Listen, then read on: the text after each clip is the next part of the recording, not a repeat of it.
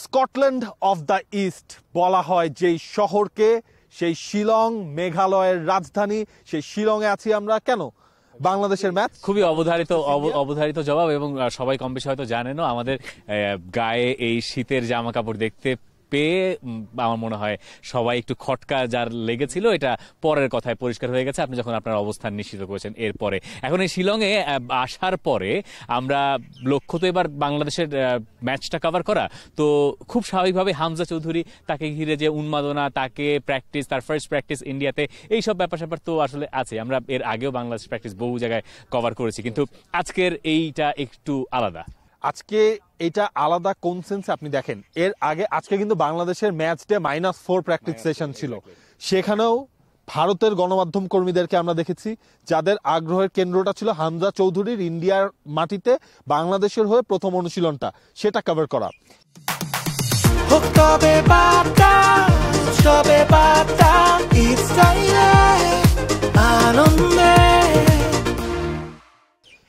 নিরাপত্তার ব্যবস্থা যদি বলেন, বাংলাদেশ তো এর আগে অনেকবার ইন্ডিয়ায় এসেছে, গেল হচ্ছে কি আপনার 2025, তো গেল 5 বছরের মধ্যে হচ্ছে আপনি যদি হিসাব করেন এই নিয়ে 3 বার হচ্ছে বাংলাদেশ দল ইন্ডিয়া এসেছে। কোনোবার বাংলাদেশ দলের প্র্যাকটিসের জন্য এই রকমের সিকিউরিটি থাকে নাই। এবার আমরা যেটা দেখলাম এই জওহরলাল নেহরু এবং এই জওহরলাল নেহরু ইউনিভার্সিটি গ্রাউন্ডে, তো এই জায়গাটা এমনিতেই ওয়েল সিকিউরড, তো তারপরে এই সিকিউরিটি আরো বেশি বেড়েছে। তার কারণ একটাই, কারণ হচ্ছে হামজা চৌধুরী।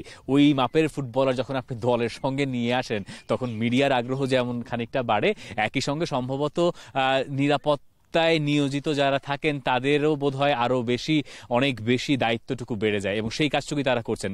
এর আগে যখন আপনি সাফের কথা বলছিলেন, এর আগের ম্যাচগুলো সবসময় একটা নিয়মিত নিরাপত্তার বলয় থাকে, কিন্তু এবার সেটাকে আরো ইনফ্যাক্ট আপনি যদি হিসেব করেন বাংলাদেশের এডিশনাল প্র্যাকটিস, সেখানে কোনো হচ্ছে আপনি পুলিশকে কখনো দেখেন না, আপনি চিন্তা করেন? হ্যাঁ, না, আমি কখনো দেখেন নাই। ইনফ্যাক্ট ম্যাচ ডে -1 সেখানেও আপনি হচ্ছে গিয়ে পুলিশ কখনো আপনি আলাদা করে আপনি মাঠের ভেতরে দেখবেন, এবং একেবারে যদি আপনি এইভাবে হিসাব করেন যে মাঠের টাচ লাইন ঘেঁষে প্রতি কয়েক মিটার দূরত্ব দিয়ে এক একজন করে অবস্থান নিয়েছেন।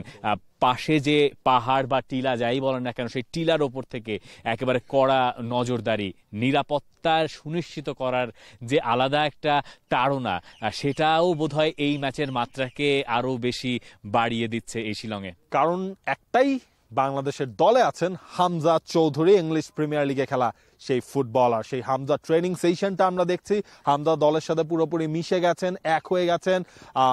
বল যখন তার কাছে আসছে, বল নিয়ে নিজেও খানিকক্ষণ গুতাগুতি করছেন, যেটাকে আমরা বলতেই পারি। এবং হামজা যে কয়েকটা রন্দ আমরা দেখলাম, হাভিয়ার কাবরেরা প্রায় যেটা করান, কিন্তু আজকের রন্দটা একটু আলাদা।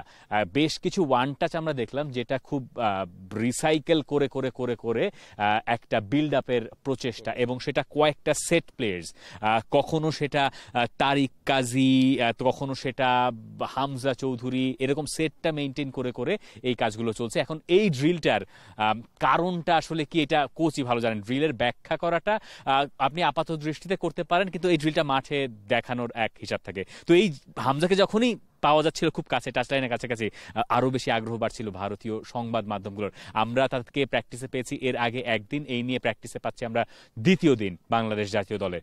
আর ভারতীয় গণমাধ্যমের জন্য এটা আজকের প্রথম দিন, তাদের জন্য স্পেশাল ছিল একটা দিন। তারা আসলে বেশ আগ্রহ ভরে এসেছিল, এবং তাদের সেই আগ্রহের কথাটা বা হামজা চৌধুরীকে তাদের প্রথম দেখায় কেমন লাগলো সেটা শুনে নেওয়া যায়। হ্যাঁ, ম্যাচের তো উন্মাদনা শুধু বাড়ায়নি, এটাতে দক্ষিণ এশিয়ার যত ফুটবল কান্ট্রিগুলো আছে তাদের মধ্যে একটা উন্মাদনা বাড়িয়েছে যে ভবিষ্যতে তারাও এরকম কিছু একটা করতে পারে, কেন সে প্রিমিয়ার লিগ খেলেছে, তো তার একটা এক্সপিরিয়েন্স রয়েছে। তারপরে বাংলাদেশ টিমে এখন যে ইয়াং প্লেয়ার আছে তাকে পেয়ে অনেক কিছু শেখার ব্যাপার থাকবে।